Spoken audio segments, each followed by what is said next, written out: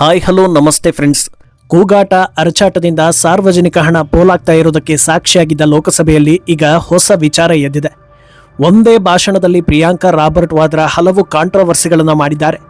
ಸರಿಯಾದ ಕಾರಣವಿಲ್ಲದ ವಿರೋಧ, ಆಧಾರವಿಲ್ಲದ ಆರೋಪ ಹಾಗೂ ಸ್ವಂತ ಪರಿಶ್ರಮದಿಂದ ಸಾಧನೆ ಮಾಡಿದವರಿಗೆ ಅಪಮಾನ. ಈ ಮೂರನ್ನೂ ಮಾಡಿದ ಹೆಗ್ಗಳಿಕೆಗೆ ಗಾಂಧಿ ಕುಟುಂಬದ ಕುಡಿ, ಪಕ್ಷದ ಆಶಾಕಿರಣ ಹಾಗೂ ಪ್ರಪಂಚದ ಮೂಲೆ ಮೂಲೆಯಲ್ಲೂ ಶತಕೋಟಿ ಅಭಿಮಾನಿಗಳನ್ನ ಹೊಂದಿರೋ ಪ್ರಿಯಾಂಕಾ ವಾದ್ರಾ ಪಾತ್ರರಾಗಿದ್ದಾರೆ. ಮಿಸಸ್ ವಾದ್ರಾ ಮಂಡಿಸಿದ ವಿಚಾರಗಳು ಈ ಮಟ್ಟದಲ್ಲಿ ಚರ್ಚೆ ಹಾಗೂ ಆಕ್ರೋಶಕ್ಕೆ ತುತ್ತಾಗ್ತಾ ಇರೋದಕ್ಕೆ ಕಾರಣ ಏನು? ಅವರು ಅವಮಾನ ಮಾಡಿದ ವ್ಯಕ್ತಿಯ ಹಿನ್ನೆಲೆ ಏನು? ಅವರ ಸಾಧನೆ ಏನು? ಆಧಾರವಿಲ್ಲದೆ ಯಾವ ರೀತಿಯ ಆರೋಪವನ್ನ ಸೋನಿಯಾ ಪುತ್ರಿ ಮಾಡಿದ್ರು? ಇದಕ್ಕೆ ಬಿಜೆಪಿ ನಾಯಕರ ಕಡೆಯಿಂದ ಬಂದ ಪ್ರತಿಕ್ರಿಯೆ ಹಾಗೂ ತಿರುಗೇಟು ಹೇಗಿದ್ವು? ಸಾರ್ವಜನಿಕರು ಹೇಳ್ತಾ ಇರೋದೇನು? ಇದೆಲ್ಲದರ ಡೀಟೇಲ್ಸ್ ಕೊಡ್ತೀನಿ. ನೀವು ಮಿನಿಟ್ ಮೇಡ್ ಚಾನಲ್ ಅನ್ನ ಫಾಲೋ ಮಾಡಿ ಸಬ್ಸ್ಕ್ರೈಬ್ ಮಾಡ್ಕೊಳ್ಳಿ. ಕಾಂಗ್ರೆಸ್ನಲ್ಲಿ ವಿಪಕ್ಷ ನಾಯಕ ರಾಹುಲ್ ಗಾಂಧಿಯಷ್ಟು ಬುದ್ಧಿವಂತ, ಪ್ರಭಾವಿ ಹಾಗೂ ಸಾಮರ್ಥ್ಯವುಳ್ಳ ಇನ್ನೊಬ್ಬ ನಾಯಕ ಇಲ್ಲದೇ ಇರೋ ಕಾರಣ ಅವರನ್ನೇ ವಿಪಕ್ಷ ನಾಯಕ ಸ್ಥಾನದಲ್ಲಿ ಕೂರಿಸಲಾಗಿದೆ. ಹಾಗೆ ಅವರನ್ನೇ ಪ್ರಧಾನಿ ಅಭ್ಯರ್ಥಿಯನ್ನಾಗಿ ಮುಂದುವರಿಸಲಾಗಿದೆ. ಅಪಾರ ವಿದ್ವತ್ತಿನ ಗಣಿಯಾಗಿರೋ ರಾಹುಲ್ ಗಾಂಧಿಗೆ ಕಾಂಪಿಟೇಟರ್ ಇಲ್ವೇ ಇಲ್ಲ ಅನ್ನೋ ಹೊತ್ತಲ್ಲಿ ಸಡನ್ ಆಗಿ ದೊಡ್ಡ ಕಾಂಪಿಟೇಟರ್ ಒಬ್ಬರು ಸಿಕ್ಕಿದ್ದಾರೆ. ಅದು ಬೇರೆ ಎಲ್ಲೂ ಅಲ್ಲ, ಅವರದ್ದೇ ಕುಟುಂಬದ ಕುಡಿ ರಾಹುಲ್ ಸಹೋದರಿ ಪ್ರಿಯಾಂಕಾ ರಾಬರ್ಟ್ ವಾದ್ರಾ. ಮುಂಗಾರು ಅಧಿವೇಶನದಲ್ಲಿ ಪ್ರಿಯಾಂಕಾ ಮಂಡಿಸಿದ ಒಂದೇ ಒಂದು ಭಾಷಣ ಯಾವ ಲೆವೆಲ್ಗೆ ಸದ್ದು ಮಾಡ್ತಾ ಇದೆ ಅಂದ್ರೆ ಅವರ ಬೆಂಬಲಿಗರು ಫುಲ್ ಖುಷ್ನಲ್ಲಿದ್ದಾರೆ. ಅವರ ಒಂದೊಂದು ಮಾತಿಗೂ ಹಿಂದಿನ ಸಾಲಲ್ಲಿ ಕೂತ ಸದಸ್ಯರು ಮೇಜು ಕುಟ್ಟಿ ಬೆಂಬಲ ಕೊಡ್ತಾ ಇದ್ರೆ ಇದನ್ನ ನೋಡ್ತಾ ಇದ್ದ ಸಾರ್ವಜನಿಕರು ಬೇರೆಯದ್ದೇ ರೀತಿಯಲ್ಲಿ ಪ್ರತಿಕ್ರಿಯೆ ನೀಡ್ತಾ ಇದ್ರು. ಈ ಪೈಕಿ ಪ್ರಿಯಾಂಕಾ ಮಾಡಿದ ಮೊದಲ ಕಾಂಟ್ರವರ್ಸಿ ಐಐಟಿ ಮದ್ರಾಸ್ನ ನಿರ್ದೇಶಕರಾದ ಪ್ರೊಫೆಸರ್ ಕಾಮಕೋಟಿ ಅವರಿಗೆ ಅವಮಾನ. ನೀಟ್ ಪೇಪರ್ ಲೀಕ್ ಬೆನ್ನಲ್ಲೇ ಕೇಂದ್ರ ಸರ್ಕಾರದ ಕಡೆಯಿಂದ ಒಂದು ಕಮಿಟಿಯನ್ನ ರಚನೆ ಮಾಡಿ ಅದರಲ್ಲಿ ಒಂದಷ್ಟು ಪ್ರಮುಖರನ್ನ ಅಂದ್ರೆ ವಿದ್ಯಾಭ್ಯಾಸ ಮಾಡಿ ಶಿಕ್ಷಣ ಕ್ಷೇತ್ರದಲ್ಲಿ ಗುರುತು ಮೂಡಿಸಿದವರನ್ನ ಸೇರಿಸಲಾಗಿದೆ. ಈ ಬಗ್ಗೆ ಮಾತಾಡೋ ಭಾರತದ ಅತ್ಯಂತ ಬುದ್ಧಿವಂತ ನಾಯಕಿ ಪ್ರಿಯಾಂಕಾ ವಾದ್ರಾ ಕಮಿಟಿಯಲ್ಲಿ ಇದ್ದವರನ್ನೆಲ್ಲ ಟೀಕಿಸ್ತಾ ಬರ್ತಾರೆ. ಐಐಟಿ ಮದ್ರಾಸ್ನ ನಿರ್ದೇಶಕರಾದ ಪ್ರೊಫೆಸರ್ ಕಾಮಕೋಟಿ ಅವರನ್ನ ಗೋಮೂತ್ರ ಎಕ್ಸ್ಪರ್ಟ್ ಅಂತ ಹೇಳಿ ನಕ್ಕಿದ್ದಾರೆ. ನಾಯಕಿಯೇ ನಕ್ಕ ಮೇಲೆ ನಾವು ನಗದೇ ಇದ್ರೆ ದೇವರು ಮೆತ್ತಾನ ಅನ್ನೋ ಹಾಗೆ ಹಿಂದಿನ ಸಾಲಲ್ಲಿ ಕೂತಿದ್ದ ವಿದ್ವಾಂಸರು ಕೂಡ ನಕ್ಕಿದ್ದಾರೆ. ಯಾವ ಕಾರಣಕ್ಕೆ ಒಬ್ಬರ ಮೇಲೆ ಈ ರೀತಿ ಟೀಕಿಸ್ತಾರೆ? ಇದು ವಾಕ್ ಸ್ವಾತಂತ್ರ್ಯದ ಅಡಿಯಲ್ಲಿ ಬರುತ್ತಾ ಅಂತ ಯೋಚಿಸೋ ಹೊತ್ತಲ್ಲಿ ಇದರ ಹಿಂದೆಯೂ ಓಲೈಕೆ ಇತ್ತು ಅನ್ನೋದು ಬೆಳಕಿಗೆ ಬರ್ತಾ ಇದೆ.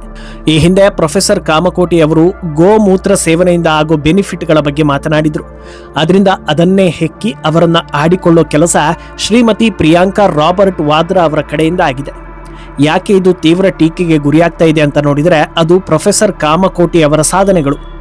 ಪ್ರೊಫೆಸರ್ ಕಾಮಕೋಟಿ ಭಾರತದ ಶೈಕ್ಷಣಿಕ ವಲಯದಲ್ಲಿ ಅತ್ಯಂತ ಪ್ರಭಾವಿ ಸಾಧಕರ ಸಾಲಲ್ಲಿ ಗುರುತಿಸಿಕೊಂಡಿರುವವರು. ಕಂಪ್ಯೂಟರ್ ವಿಜ್ಞಾನಿ, ಕಂಪ್ಯೂಟರ್ ಸೈನ್ಸ್ನಲ್ಲಿ PhD, MS ಪದವೀಧರರು ಹಾಗೂ ಐಐಟಿ ಮದ್ರಾಸ್ನಲ್ಲಿ ಇಂಜಿನಿಯರಿಂಗ್ ಪದವಿಯನ್ನ ಹೊಂದಿದವರು. ಜನವರಿ 2022ರಿಂದ ಮದ್ರಾಸ್ ಐಐಟಿ ನಿರ್ದೇಶಕರಾಗಿ ಕಾರ್ಯನಿರ್ವಹಿಸ್ತಾ ಇರೋ ಇವರು computer architecture, information security and VLSI design ನಲ್ಲಿ ಎಕ್ಸ್ಪರ್ಟ್. ಮದ್ರಾಸ್ ಐಐಟಿಯಲ್ಲಿ micro processor development programme and the information security education and awareness ಪ್ರೋಗ್ರಾಮ್ಗೆ ಹೆಡ್. ನ್ಯಾಷನಲ್ ಸೆಕ್ಯೂರಿಟಿ ಅಡ್ವೈಸರಿ ಬೋರ್ಡ್ನಲ್ಲಿ ಸದಸ್ಯರು. Artificial intelligence task force constituted by ministry of commerce and ಇಂಡಸ್ಟ್ರಿಯ ಮಾಜಿ chairman.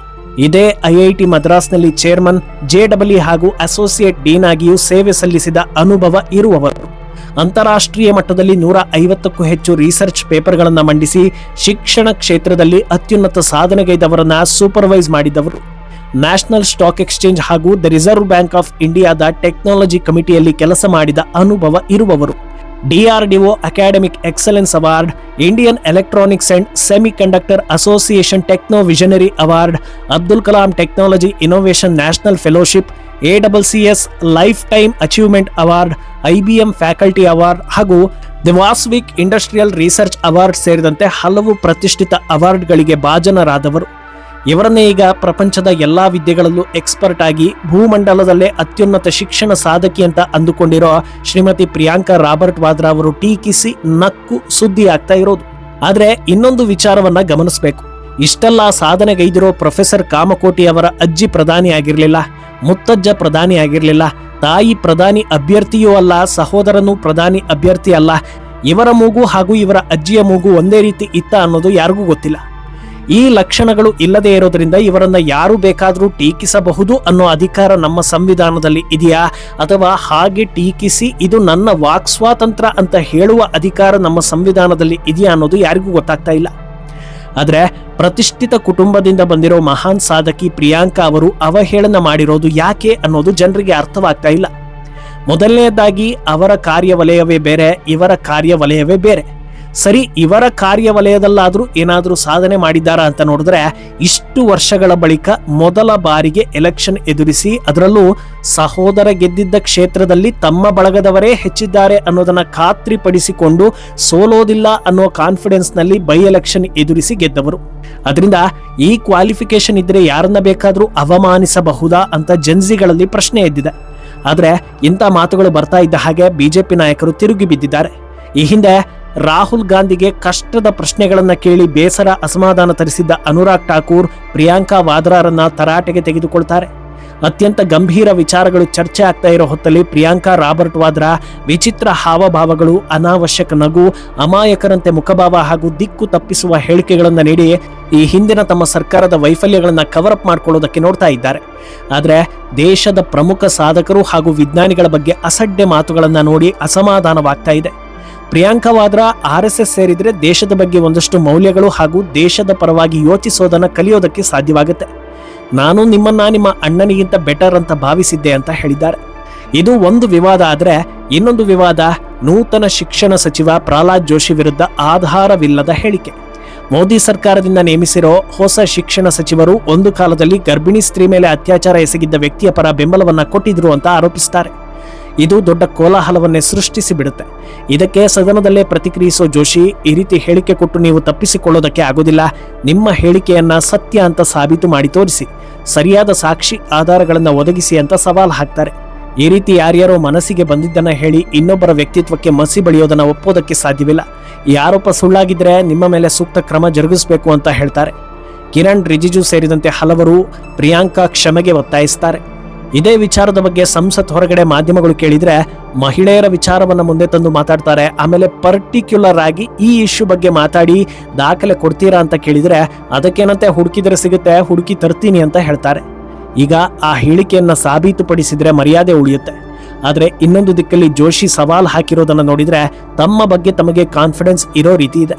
ಸಾಕ್ಷಿ ಸಿಗ್ಲಿಲ್ಲ ಅಂದ್ರೆ ಅಂತಿಮವಾಗಿ AI ಬಳಸಿ ಸುದ್ದಿಗಳನ್ನ ತಿರುಚೋ ಆಪ್ಷನ್ ಇದೆ. ಪ್ರಿಯಾಂಕಾ ಒರಿಜಿನಲ್ ಸಾಕ್ಷಿಗಳನ್ನೇ ತರ್ತಾರಾ ಅಥವಾ ನಕಾರಾತ್ಮಕ ತಂತ್ರಗಳನ್ನು ಮಾಡ್ತಾರಾ ಅನ್ನೋದು ಸದ್ಯಕ್ಕೆ ಸಸ್ಪೆನ್ಸ್. ಅಂದಹಾಗೆ ಇನ್ನೂ ಒಂದು ವಿಚಾರದಲ್ಲಿ ಪ್ರಿಯಾಂಕಾ ವಾದ್ರಾ ಸುದ್ದಿಯಾಗಿದ್ರು. ಅದು ಪೇಪರ್ ಲೀಕ್ಗಳ ತನಿಖೆಗೆ ಫಾಸ್ಟ್ ಟ್ರ್ಯಾಕ್ ಕೋರ್ಟ್ಗಳನ್ನು ವಿರೋಧಿಸುವ ಮೂಲಕ. ಫಾಸ್ಟ್ ಟ್ರ್ಯಾಕ್ ಕೋರ್ಟ್ಗಳು ವಿಶ್ವಾಸಕ್ಕೆ ಅರ್ಹ ಅಲ್ಲ, ಇದನ್ನ ಕೇಂದ್ರ ಸರ್ಕಾರ ಮಿಸ್ಯೂಸ್ ಮಾಡ್ಕೊಳ್ಳೋ ಸಾಧ್ಯತೆ ಇದೆ ಅಂತ ಹೇಳಿ ಆಂಟಿ ಪೇಪರ್ ಲೀಕ್ ಬಿಲ್ಗೆ ಅಡ್ಡಗಾಲು ಹಾಕಿದ್ರು. ಆದರೆ ಈ ನಿಲುವನ್ನ ಸಾರ್ವಜನಿಕರು ಕೂಡ ವಿರೋಧಿಸ್ತಾ ಇದ್ದಾರೆ.